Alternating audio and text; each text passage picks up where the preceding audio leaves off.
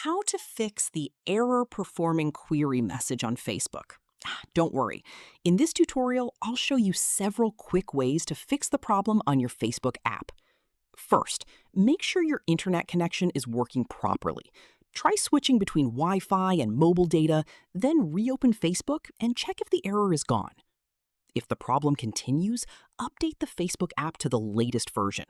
Open your App Store or Play Store, search for Facebook, and install any available updates. Using an outdated version can sometimes cause Facebook errors and loading issues. Next, clear the Facebook app cache. Press and hold the Facebook app icon, go to More Features, tap on it, and then tap App Info. Then go to Storage or Storage Usage and Cache and select Clear Cache. This removes temporary files that may be causing the error.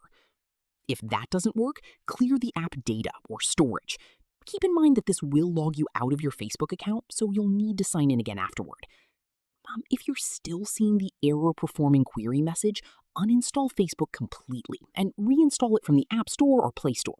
Then log back into your account and check if the issue has been fixed. These are the most effective ways to fix the Facebook error performing query problem.